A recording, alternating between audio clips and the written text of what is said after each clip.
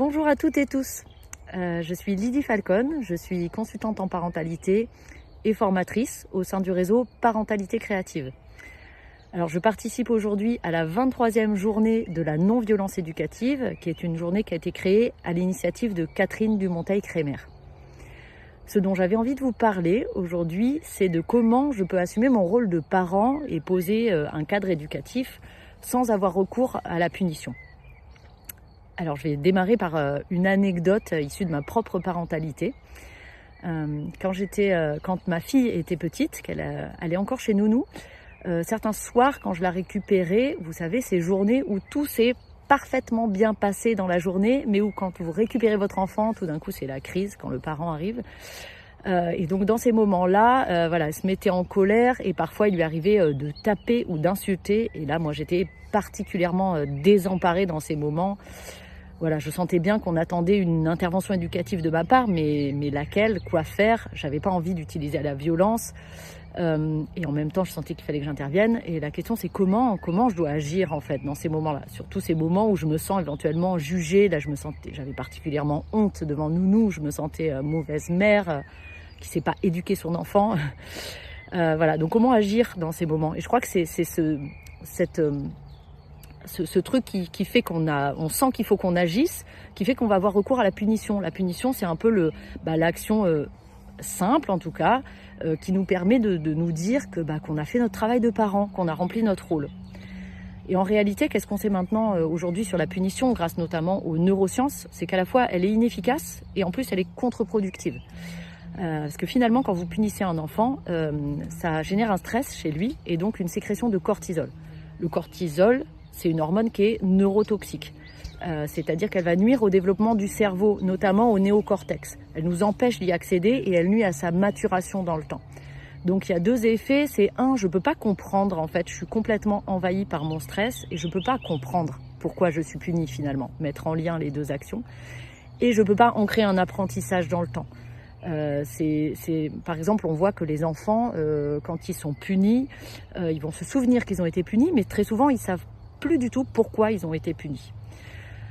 Ensuite, ça va augmenter les comportements finalement. La punition, elle va augmenter les comportements qui sont indésirables chez notre enfant. Par exemple, les comportements d'agressivité. Parce qu'en fait, comme ça génère de la colère, de la frustration, parfois une envie de vengeance chez l'enfant, ça augmente les comportements agressifs. Ou alors, dans l'autre sens, ça génère de la peur chez l'enfant, une peur intense, qui fait que ça va lui faire adopter des comportements d'évitement, comme le mensonge, comme cacher, ce qui va faire pour éviter la punition. Et enfin, ça perturbe le fonctionnement émotionnel à long terme, parce que finalement, ce pic de cortisol généré par la punition va nous faire associer dans notre cerveau l'événement à du stress. Et donc, ce souvenir sera stocké dans l'amygdale cérébrale d'une façon inconsciente. Et chaque fois qu'on va se retrouver dans une situation qui nous évoque un petit peu ce moment-là, hop, tout de suite, on va activer le mode stress automatiquement.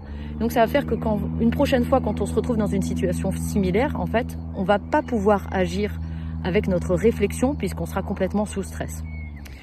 Alors, si la punition, on voit que c'est pas la solution idéale, du coup, c'est quoi incarner mon rôle de parent?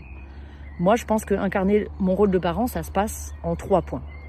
Et le premier, c'est que je vais tenter, en tout cas le plus souvent possible, d'avoir une posture qui est stable et des comportements qui sont prévisibles. C'est ça un cadre finalement, c'est quoi le cadre qui va sécuriser? C'est j'ai une posture stable et prévisible. Ensuite, je vais sécuriser l'enfant en accueillant son émotion, en l'écoutant, en comblant, en répondant à ses besoins. Et enfin, la troisième chose qui me semble vraiment essentielle, c'est que je vais montrer l'exemple. En fait, l'essentiel de l'apprentissage, il se fait par l'exemple que nous, on montre à l'enfant. Vous voyez, par exemple, apprendre à marcher. C'est pas apprendre à marcher, apprendre à parler. Ce sont pas des apprentissages pour lesquels on va se mettre dans une posture d'apprendre à l'enfant. C'est des choses qu'ils apprennent quelque part tout seuls en nous regardant faire. Donc, ça va être très important que je m'applique à moi-même les règles que j'ai envie que mon enfant intègre.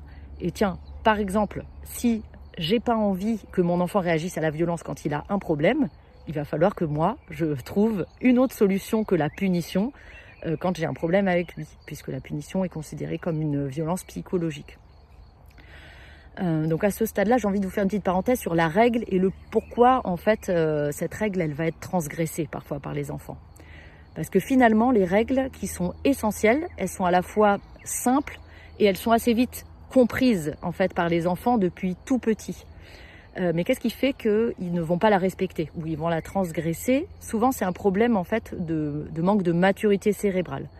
Je vous donne un exemple. Quand mes enfants avaient 1 an et demi, il y avait une bibliothèque à leur portée et c'était extrêmement drôle de prendre tous les livres un par un pour tous les descendre de la bibliothèque. Moi, j'avais évidemment pas du tout envie que mes enfants sortent tous les livres de la Bibli et ils avaient très vite compris que je voulais pas qu'ils fassent ça. Mais c'est tellement tentant comme jeu qu'ils le faisaient quand même. En fait, à ce stade, c'est trop difficile de demander à un enfant de s'empêcher de faire un truc dont il a vraiment envie. Donc là, par exemple, ma solution en tant que parent, ça va être plutôt de mettre hors de portée ce que je veux vraiment pas que mon enfant touche. Ensuite, à des stades, et il va réussir à le faire, bien sûr, en grandissant. Mon enfant de 10 ans ne met plus les livres de la bibliothèque par terre ou arrive à s'empêcher de faire quelque chose que j'ai pas envie qu'il fasse.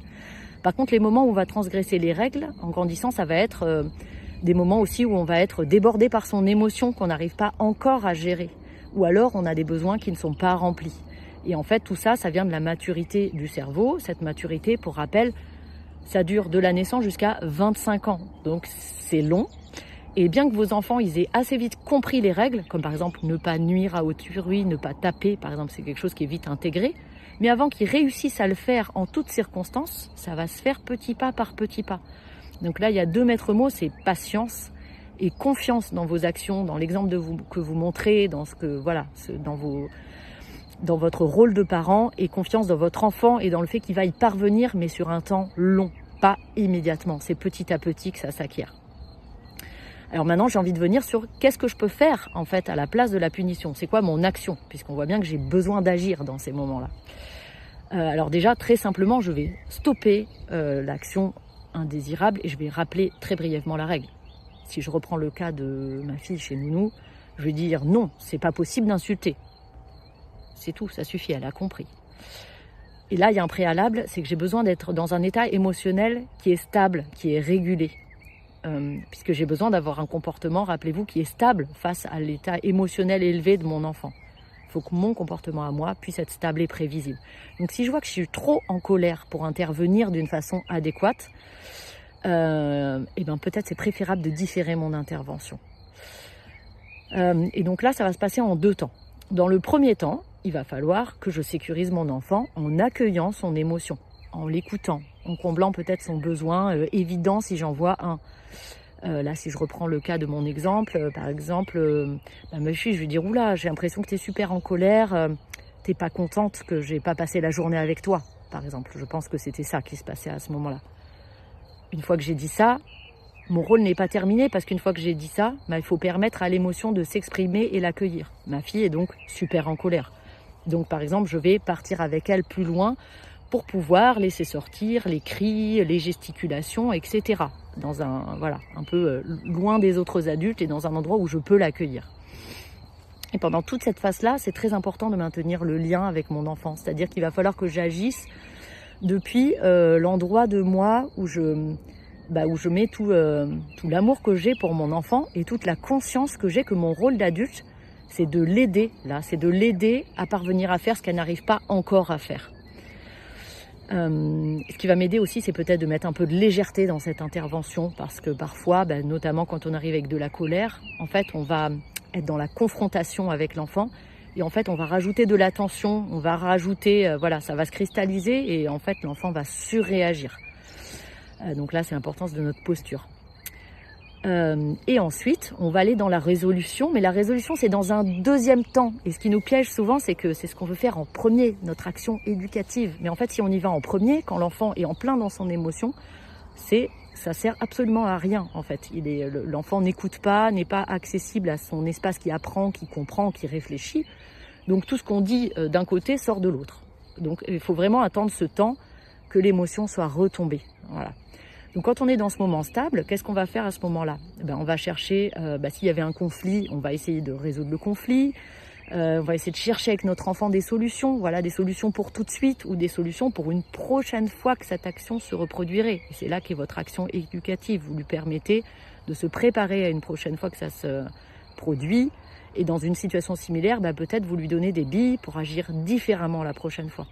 Voilà, là peut-être avec ma fille, je vais essayer de l'écouter, comprendre ce qui ne va pas, lui dire « Ok, je comprends, tu étais en colère, que je ne sois pas là, mais tu vois, qu'est-ce que ça te fait, toi, si on te tape ou si on t'insulte, tu n'es pas contente. Donc est-ce que tu vas comprendre que Nounou est pas contente si tu fais ça ?» Enfin voilà, c'est là que je vais pouvoir discuter et chercher avec elle comment on pourrait faire une prochaine fois. Et c'est pas dit que la prochaine fois, elle va mettre en œuvre direct ce qu'on s'est dit. Ça se fera pareil. Rappelons-nous, marche par marche. Voilà. Et enfin, c'est dans ce moment que je vais pouvoir proposer à l'enfant peut-être une réparation. Attention, c'est important de proposer et pas d'imposer. Parce qu'une excuse imposée, par exemple, ça n'a pas de sens pour l'enfant. Par contre, ce qui va être hyper apprenant, c'est que je lui montre l'exemple. On se rappelle le 3e pilier de mon rôle de parent. Moi, je vais montrer l'exemple en m'excusant auprès de Nounou. Parce que là, ma fille, elle est encore trop petite pour réussir à s'excuser sous le coup de l'émotion. Donc, c'est moi qui vais le faire à sa place, en fait. Et ce faisant, je lui montre l'exemple. Je vais dire à Nounou, je suis désolée, excusez-moi pour le comportement de mon enfant. Et en fait, je lui montre à la fois que c'est possible de réparer quand on s'est trompé, qu'on a fait du mal à quelqu'un, par exemple. Et c'est possible aussi de venir et de réparer. J'avais envie de rajouter quelque chose pour aller un peu plus loin, c'est que parfois le comportement de notre enfant là qui nous paraît incompréhensible, il vise en fait à se faire entendre. Et là, je vous invite à aller voir peut-être la capsule de Sophie Kremer qui, je pense, aborde le sujet. C'est-à-dire que souvent, en fait, ces comportements-là qui sont répréhensibles chez nos enfants, ça va être finalement une émotion à évacuer, ça va être des besoins qui sont non remplis, pas suffisamment remplis dans le quotidien. Très souvent, chez l'enfant, il va y avoir un besoin d'attention, de lien, de jeu, de rire, de temps de présence avec son parent, de contact physique affectueux. Et donc ça, on va pouvoir essayer de le combler dans le temps en proposant de plus jouer avec notre enfant, en lui réservant des temps privilégiés, même s'ils sont courts. Voilà, si le soir j'ai 5 minutes à consacrer, par exemple, de pleine disponibilité à mon enfant, c'est déjà ça. Je commence par lui proposer mes 5 minutes de disponibilité, même si c'est que 5. Et en fait, ça va amener de la fluidité dans tout ce que j'ai à lui faire faire après, toute la suite, qui n'est pas forcément toujours drôle pour l'enfant. Voilà, donc ça c'est des petites choses, beaucoup jouer, beaucoup accorder le maximum de temps d'entière disponibilité et d'écoute à notre enfant. Ça va nous aider dans le temps à construire une bonne relation avec lui, avoir ce lien qui va l'inciter en fait à coopérer. Et qu'est-ce qui se passe quand mon enfant coopère ? J'ai beaucoup moins besoin d'avoir recours à la punition puisqu'en fait je vais avoir beaucoup moins de comportements qui vont me déranger. C'est ça aussi, je vais avoir plus de coopération. Donc si je récapitule, pour moi, ça va être quoi incarner mon rôle de parent pleinement. Ça va être avoir une posture qui est stable, la plus stable possible, évidemment. L'idéal n'existe pas, hein, on est d'accord. Je me mets encore souvent en colère, moi aussi, ne vous inquiétez pas. Donc j'ai une posture la plus stable possible et des comportements les plus prévisibles possibles. Ensuite, je vais sécuriser au maximum mon enfant en accueillant son émotion, en l'écoutant, en répondant à ses besoins. Et enfin, je vais montrer au maximum l'exemple. Voilà ce que j'avais envie de vous dire aujourd'hui sur comment assumer mon rôle de parent et apporter ce fameux cadre, mais sans avoir recours à la violence psychologique et la punition. Si vous avez envie de poser des questions, vous allez pouvoir le faire. On apportera des réponses sur le groupe Facebook SOS Parentalité, qui est les groupes de soutien du réseau Parentalité Créative. Sur ce même groupe Facebook, on propose gratuitement tous les 2e mardis du mois des ateliers découvertes du cycle Vivre et grandir ensemble. Alors c'est le premier cycle de soutien à la parentalité qui est validé par la recherche. Et enfin, si vous souhaitez plus de renseignements, rendez-vous sur le site de Parentalité Créative.